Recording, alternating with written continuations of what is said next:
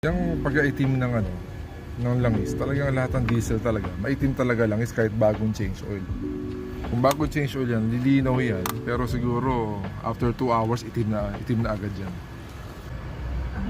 Wala tayo nakikita mga taga sa injector na usual issue ng mga Hyundai. Pero ito sariwa yung valve cover niya eh. Every time na papasok ko sa loob, malamig ang aircon, tapos amoy bago talaga.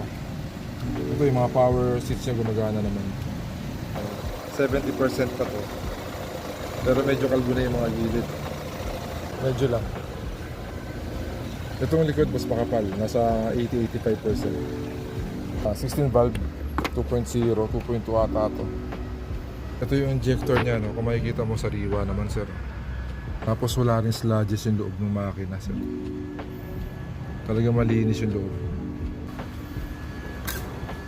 Kasi sobrang itim na talaga. Tapos kanina, pagpunta ko dito, may issue tong side mirror na yung motor.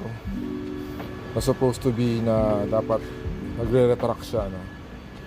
Hindi siya nagre-retract. Pero sabi nila, papagawa daw nila yan.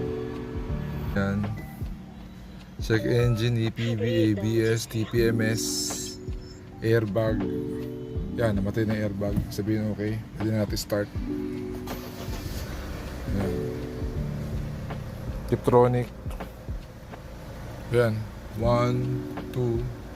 So working. Mileage check tayo. So medyo tama naman sa total driven distance is 56,880. So may difference na konti. Mas more or less na nakalculate ng na ECU 56,880. So this is legit. So yung mga ilaw gumagana naman lahat. Vanity mirror gumagana rin. Okay, working. So meron din tong panoramic, no, hanggang dulo.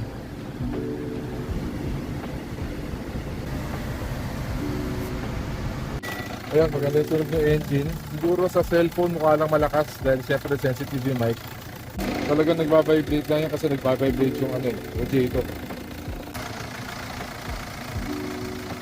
Ang ibig sabihin, hindi siya repaired na may masilya. Siguro meron gas-gas, kapatungan lang, so medyo kumapal.